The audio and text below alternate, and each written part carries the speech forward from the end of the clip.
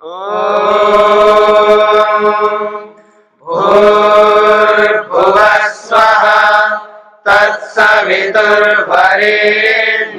भर्गो देवस्य धीमहि धियो यो नः प्रचोदयात्।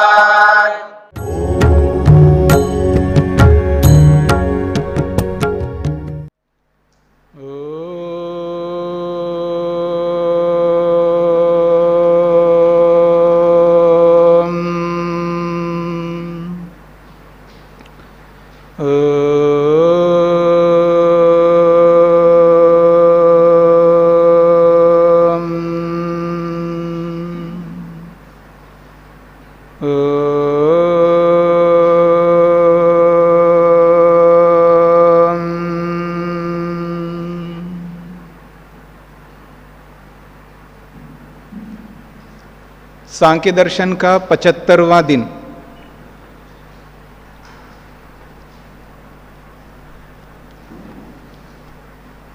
पृष्ठ संख्या है 145, सूत्र संख्या है 9।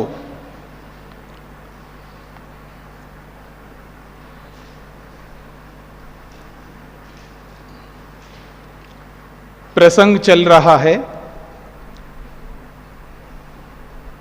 मुमुक्षु व्यक्ति के लिए, मोक्ष की इच्छा करने वाले के लिए, आत्मा परमात्मा को जानने की अभिलाषा रखने वाले व्यक्ति के लिए संसार में दुख बहुलता है। संसार में दुख ही दुख है और जिसको सुख मान करके ग्रहण किया जाता है उस सुख के साथ में चार चार प्रकार के दुख मिले हुए हैं। तो इस दृष्टि से देखा जाए तो संसार में कोई भी व्यक्ति किसी भी स्थान पर किसी भी काल में पूर्ण सुखी कोई नहीं है। शरीर धारण किया हुआ है, चाहे वो योगी हो, चाहे भोगी हो या कोई भी हो, पूर्ण रूप से कोई भी व्यक्ति सुखी शरीर में रहते हुए नहीं हो सकता। इसलिए महर्षि कपिल को कहना पड़ा, कुत्रापि कोपि सुखी न, कुत्रापि कोपि सुखी न। और जो सुख है, जिसको सुख मान करके व्यक्ति ग्रहण करता है, उस सुख को विवेकी व्यक्ति दुख मान करके त्याग कर देता है। तो सुख को दुख मानना अविद्या है, सुख को दुख मानना अविद्या है। पर वो सुख को दुख नहीं मान रहा है, वो ये मान रहा है उस सुख के साथ बहुत सारे दुख मिले हुए हैं, ये मान करके जिसमें दुख की अधिकता होने से वो सुख सुख नहीं रहेगा, वो सुख दुख रूप होगा। इसलिए कहा है उन्होंने, तदपि दुख शबलमिति दुख पक्षे निक्षिपन्ते विवेचका। तदपि वो जो सुख है, वो सुख कैसा है? दुख शबलम, बहुत सारे दुखों से युक्त है, बहुत सारे दुखों से ग्रस्त है वो सुख। तो इसलिए जिस सुख में इतने सारे दुख हो तो उसको दुख के पक्ष में ही रखता है कौन? विवेकी व्यक्ति। ये बात 8वें सूत्र में कही है। अब इस पर एक प्रश्न किया जा रहा है, दुख निवृत्तिरेव पुरुषार्थत्वम उच्यते। आप जो बात कह रहे हो, दुख की निवृत्ति ही पुरुषार्थ के रूप में कह रहे हो। तत्र सुख लाभ अभावात् स्यात् अपुरुषार्थत्वम। जब दुख की निवृत्ति ही करना पुरुषार्थ अगर आप मानते हो तो फिर तो वो पुरुषार्थ ही नहीं है, क्योंकि सुख का लाभ तो हो ही नहीं रहा, केवल दुख की निवृत्ति हो रही है। तो फिर उसको पुरुषार्थ कैसे कहेंगे? पुरुषार्थ तो वो होता है जिसमें दुख भी हटे और सुख भी मिले। तो इसलिए कह रहे हैं स्याद अपुरुषार्थत्वम, तब तो वो पुरुषार्थ नहीं माना जाएगा। यतः सुख लाभाय जना पुरुषार्थम कुर्वन्ति। जबकि मनुष्य जो है सुख की प्राप्ति के लिए ही पुरुषार्थ करते हैं, और आप कहते हैं दुख की निवृत्ति ही पुरुषार्थ है। ऐसा वो प्रश्न कर रहा है। तो उसका समाधान अत्र उच्यते, इसका समाधान किया जा रहा है। सुख लाभ अभावात अपुरुषार्थत्वम इति चेत नैवम द्वैविध्यात्। प्रश्न को भी रख दिया और उत्तर को भी स्पष्ट कर दिया, यानी सूत्र में प्रश्न के साथ साथ उत्तर भी दे दिया। वो कहते हैं सुख लाभ अभावात, जब दुख की निवृत्ति ही मात्र पुरुषार्थ आप मानते हो तो सुख की प्राप्ति तो नहीं हो रही है, तब तो अपुरुषार्थत्वम इति चेत, तब तो हम ये कह सकते हैं आपका पुरुषार्थ पुरुषार्थ नहीं है, वो तो अपुरुषार्थ है। यदि ऐसा हम कहे तो कहते हैं ना, आप ऐसा नहीं कह सकते। क्यों? द्वैविध्यात्, दोनों ही होते हैं वहां पर। दुख की निवृत्ति तो होती ही होती है, लेकिन सुख की प्राप्ति भी होती है, इसलिए उसको अपुरुषार्थ नहीं कह सकते हो, वो पुरुषार्थ ही है। ये ऐसा समाधान दिया जा रहा है। कहते हैं दुख निवृत्तौ सुख लाभ अभावात अपुरुषार्थत्वम इति चेत कल्प्येत। दुख की निवृत्ति में आपने दुख की निवृत्ति को ही पुरुषार्थ के रूप में प्रस्तुत किया था, तो ऐसी दुख की निवृत्ति में सुख लाभ अभावात, सुख की प्राप्ति ना होने से अपुरुषार्थत्वम, आप जिसको पुरुषार्थ कह रहे हो वो पुरुषार्थ नहीं बन पाएगा। यदि ऐसा हम कहे तो तर्री न ही एवं कल्पनीयम, ऐसी कल्पना आप नहीं कर सकते हो। ये तो ही, क्योंकि अत्र सांसारिक दुख निवृत्तिवत केवला दुख निवृत्तिरेव नास्ति, किंतु अत्र पुरुषार्थ द्वैविध्यमस्ति। वो कहते हैं क्योंकि सांसारिक दुख की निवृत्ति के समान यहां केवल दुख की निवृत्ति ही नहीं होती है, किंतु पुरुषार्थ द्वैविध्यमस्ति, दोनों ही पुरुषार्थ है यहां पर। अत्रत्याम दुख निवृत्तौ पुरुषार्थत्वस्य द्वैविध्यमस्ति। इस पुरुषार्थ में अत्रत्याम दुख निवृत्तो, यो इस सांख्य में जिस दुख की निवृत्ति कही है, इस दुख की निवृत्ति में पुरुषार्थ के दो अलग अलग कारण हैं। पुरुषार्थस्य द्वैविध्यमस्ति, पुरुषार्थ के दो प्रकार हैं। द्वैविध्यम का मतलब प्रकार, पुरुषार्थ के दो प्रकार हैं यहां पर। यहां अत्र दुख निवृत्ति तस्यामेव पुरुषार्थ भूतायाम असांसारिक सुख निष्पत्ति ही अध्यात्म सुख निष्पत्ति ही अविनाभावेन सांख्य सिद्धांते भवती इति हेतु। कहते हैं वो दो प्रकार का जो पुरुषार्थ है वो कैसा है? कहते हैं दुख निवृत्ति ही तस्यामेव पुरुषार्थ भूतायाम, जहां दुख की निवृत्ति हो रही है, जिस विवेक को प्राप्त करके दुख की निवृत्ति हम कर रहे हैं, उस दुख की निवृत्ति में सुख निष्पत्ति अध्यात्म सुख संपत्ति अविनाभावेन सांख्य सिद्धांते भवति। तो वहां उस दुख की निवृत्ति में सुख की उत्पत्ति भी होती है, यानी सुख की प्राप्ति भी होती है, आनंद की प्राप्ति भी होती है, और वो भी अविनाभाव रूप से होती है। अविनाभाव उसको कहते हैं निश्चित रूप से, यानी सांख्य सिद्धांत में जिस विवेक से दुख की निवृत्ति हो रही है, तो जहां दुख की निवृत्ति हो रही है वहां सुख की प्राप्ति अवश्यम एवं प्राप्ति होती है। अवश्य प्राप्ति को अविनाभाव कहते हैं, निश्चित रूप से प्राप्ति को अविनाभाव कहते हैं। यानी बिना उस सुख की प्राप्ति के दुख की निवृत्ति हो नहीं सकती, ये इसका अभिप्राय है। यह अविनाभाव का अर्थ। विनाभाव का मतलब होता है उसके बिना, सुख की प्राप्ति के बिना ही केवल दुख की निवृत्ति होती है, ऐसा कहेंगे विनाभाव का मतलब। और अविनाभाव का मतलब है उसके बिना नहीं, सुख की प्राप्ति के बिना दुख की निवृत्ति नहीं हो सकती। कोई ये कहे कि सुख तो मिलेगा नहीं लेकिन केवल दुख की निवृत्ति होगी, ऐसा नहीं हो सकता। इसको कहते हैं अविनाभाव। उनके बिना आप अकेले जाओ, किसी को बोला मैंने मेरे को जी बाजार जाना है, आप इनको भेजो ना, मेरे सहयोगी रहेंगे, मेरे को थोड़ा पता नहीं है, मैं इनके सहारे से चला जाऊंगा। तो मैंने उनको कहा नहीं, उनके बिना ही आपको अकेले जाना है। कब तक हम सहारा भेजते जाएंगे आपके साथ, कब तक सहारा देते रहेंगे? अकेले को भी जाना सीखना चाहिए। मेरी बात समझ रहे हैं? अकेले को भी तो जाना सीखना चाहिए ना, फिर कब आप अकेले जाओगे? अब पंगु बन करके क्यों रहना चाहते हैं? बिना सहारा के क्यों नहीं चल सकते आप? दूसरे का समय क्यों खाना चाहते हैं आप? दूसरे को क्यों दुख देना चाहते हो? अपना काम स्वयं करो।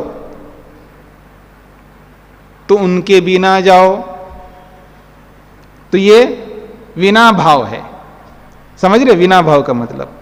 और अविना भाव का मतलब है उसके बिना ये काम नहीं हो सकता। बिना अध्यापक के विद्या प्राप्ति नहीं हो सकती। बिना अध्यापक के आप पढ़ नहीं सकते। आप अपने आप पुस्तक खोल करके यहाँ नहीं पढ़ सकते, आपको अध्यापक की आवश्यकता है। तो यहाँ अविनाभाव रूप से अध्यापक की आवश्यकता है विद्यार्थी के लिए।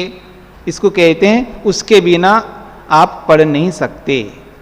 यह है अविनाभाव। तो यहाँ पर भी जिस अविनाभाव की चर्चा हो रही है, यानी बिना उसके, बिना सुख प्राप्ति के दुख की निवृत्ति नहीं हो सकती। यह है अविनाभाव का अर्थ। स्पष्ट हो गया जी? चलिए, तो इस सांख्य सिद्धांत में स्वीकार किया जा रहा है कि सुख की प्राप्ति के साथ साथ दुख की निवृत्ति होती है। यही सांख्य का सिद्धांत है।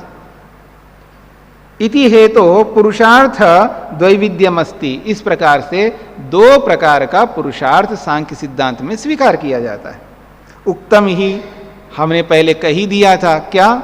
समाधि सुषुप्ति मोक्षेषु ब्रह्म रूपता। समाधि की अवस्था में, सुषुप्ति की अवस्था में और मोक्ष की अवस्था में जीवात्मा ब्रह्म के समान होता है। ठीक है ना? तो जब कहा ही हमने, तो वहां सुख की प्राप्ति ना हो, ऐसे कैसे हो सकता है? ठीक है जी। तस्मात् सुख लाभ अभाव अदोष, सुख लाभ अभाव दोषो नास्ति। सुख लाभ अभाव दोषो नास्ति। सुख प्राप्ति के अभाव का दोष नहीं आएगा। सुख प्राप्ति के अभाव का दोष नहीं आएगा।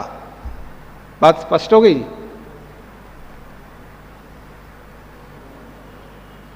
अध्यात्म सुख लाभो ब्रह्मानंद लाभस्तु तद अंतर्गत एव। वो कहते हैं अध्यात्म सुख लाभ जो है, अध्यात्म सुख लाभ का मतलब है ईश्वरीय सुख की प्राप्ति। अध्यात्म सुख लाभ का मतलब है ईश्वरीय सुख की प्राप्ति। उसी को खोला है ब्रह्मानंद लाभ, ब्रह्मानंद की प्राप्ति। तद अंतर्गत एव, उसके अंतर्गत ही है। उस दुख की निवृत्ति के अंतर्गत भी यह है।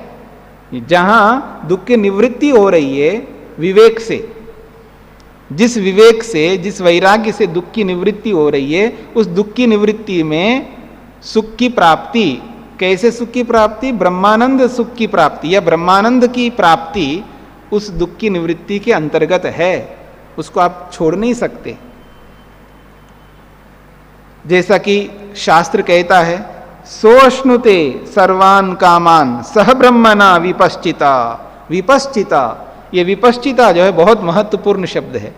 विपश्चिता का मतलब वो होता है जो विवेकी होता है, जो विवेचना करने वाला होता है, जो पृथकत्व ज्ञान करने वाला होता है। दो वस्तुओं का अलग अलग ज्ञान जो व्यक्ति करता है उसको विपश्चित कहते हैं।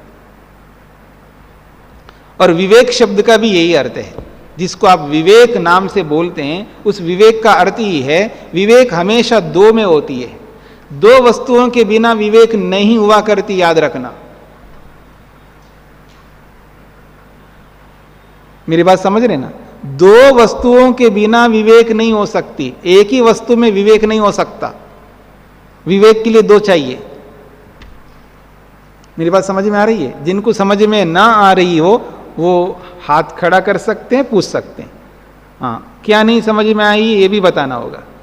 हाँ, केवल समझ में नहीं आई इतने से काम नहीं चलेगा ना।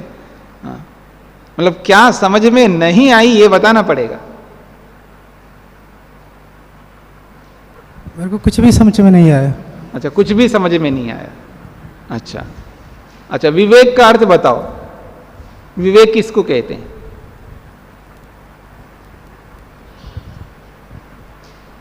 ज्ञान प्राप्ति। नहीं, ये विवेक का अर्थ नहीं है, सीधा अर्थ नहीं है, शब्दार्थ को बताना है। विवेक शब्द का शब्दार्थ क्या है? तत्व ज्ञान, नहीं। विद्या। देखिए, तुक मत लगाना। अगर शब्दार्थ आपको पता है तो बोलिएगा, नहीं पता है तो नहीं आता है बोलिएगा। नहीं आता। हाँ, ये बोलना, ये सरल उत्तर है, ठीक है ना। आप में से किन किन को पता है वो हाथ खड़ा करेंगे। विवेक शब्दार्थ, विवेक शब्द का अर्थ क्या है? जिन जिन को पता है वो हाथ खड़ा करेंगे। हाँ जी, बोलिए।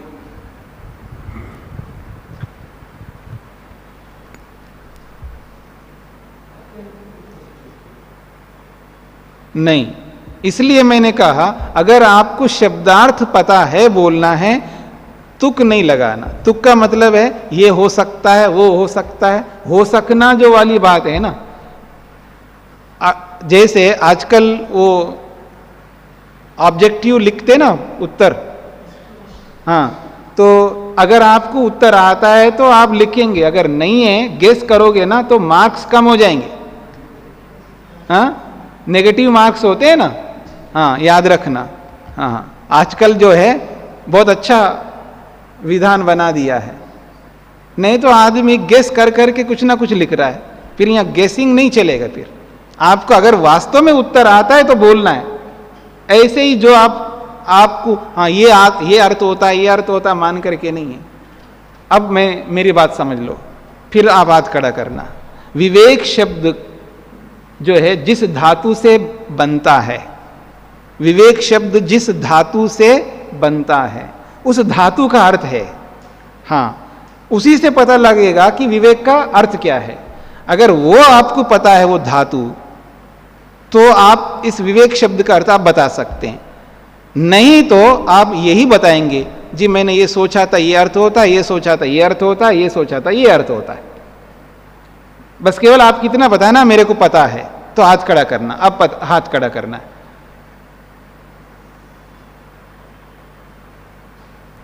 विद्या जाने जी। हाँ, देखो वो मेरे से पूछ रहे हैं, यानी इसका मतलब उनको पता नहीं है, श्योरिटी नहीं है। इसको श्योरिटी कहते हैं। अब फिर मेरे से क्यों पूछ रहे हो आप? हाँ जी, किन को पता है आप बताइए।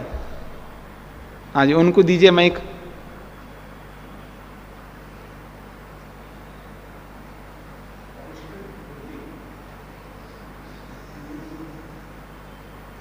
परिष्कृत बुद्धि। नहीं, अब पीछे दीजिएगा माइक।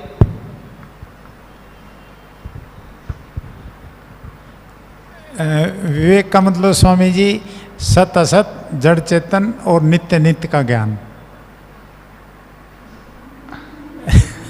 शब्दार्थ नहीं बता रहे हो आप,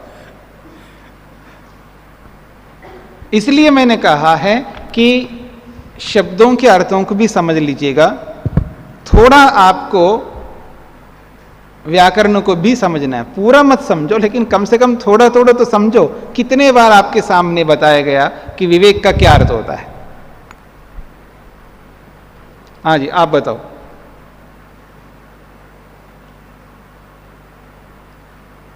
पृथक पृथक ज्ञान को विवेक कहते हैं। पृथक पृथक पृथक ज्ञान तभी होता है जहां दो वस्तु होंगे। पृथक पृथक ज्ञान को विवेक कहते हैं। तो पृथकत्व का बोध तभी होगा जो दो वस्तुएं हों।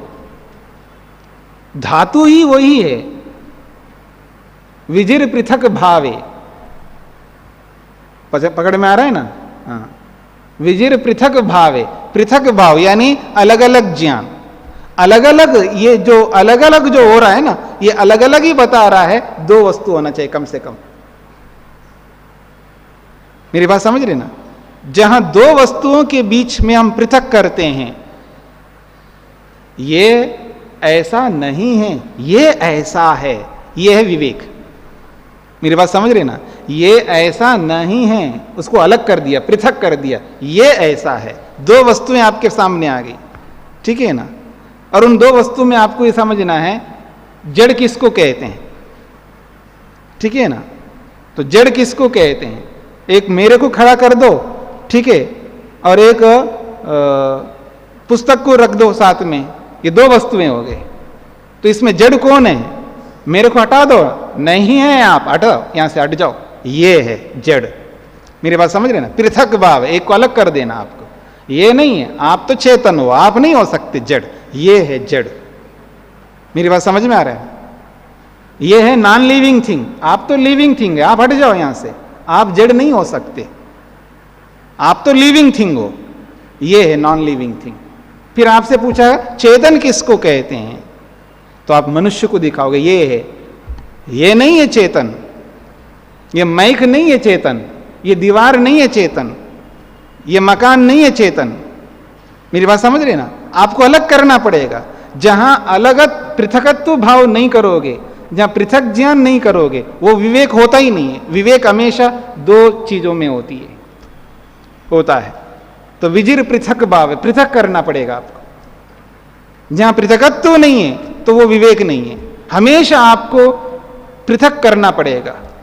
जिस किसी भी वस्तु को आप जानोगे, उस वस्तु से दूसरी वस्तु को आपको अलग करके देखना पड़ेगा, तभी आपको वो वस्तु के रूप में दिखेगी, समझ में आएगी, नहीं तो समझ में नहीं आएगी।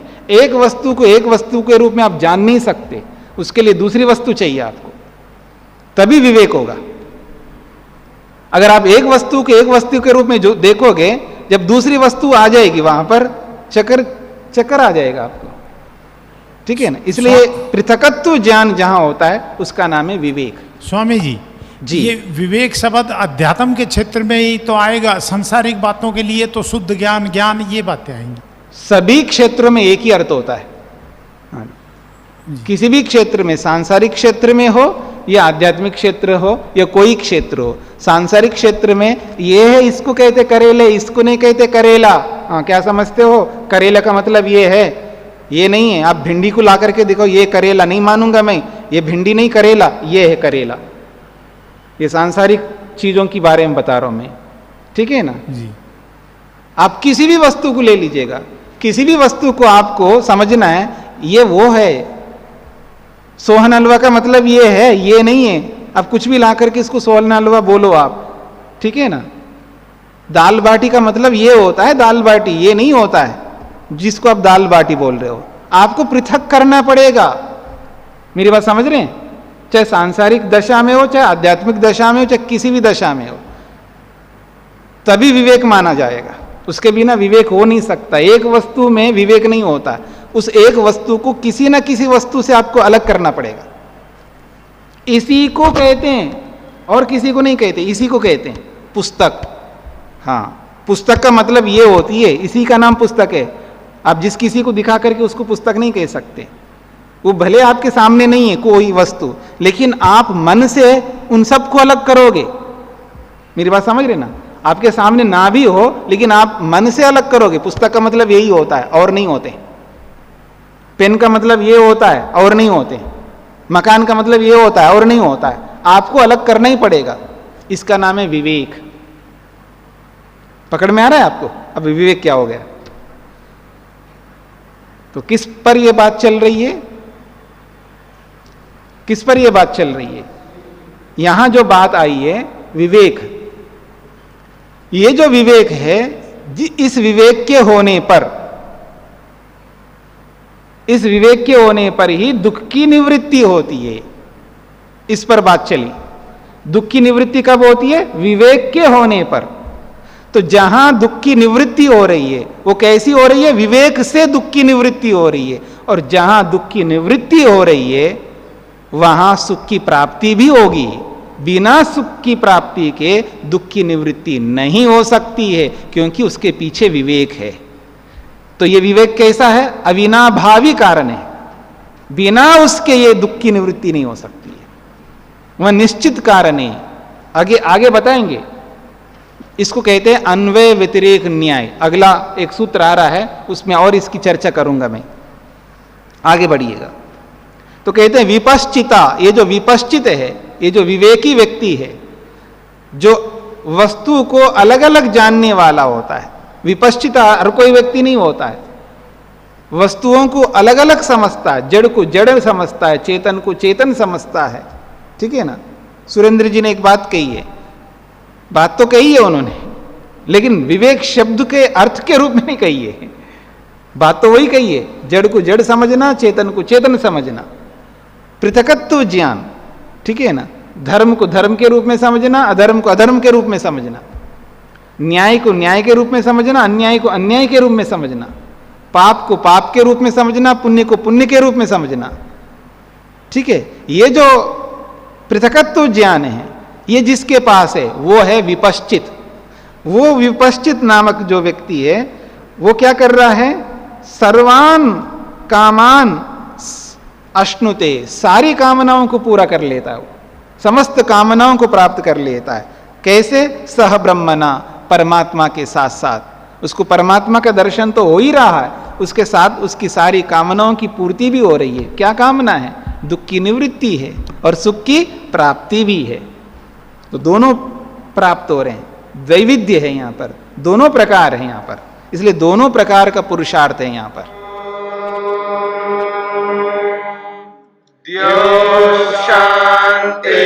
शांतिरंतरिक्षम शांति पृथिवी शांतिरापः शांतिरोषधयः शांतिः वनस्पतयः शांतिर्विश्वे देवाः शांतिर्ब्रह्म शांति सर्वं शांति शांतिरेव शांति क्षमा शांतिरेधि। ओम शांति शांति शांति।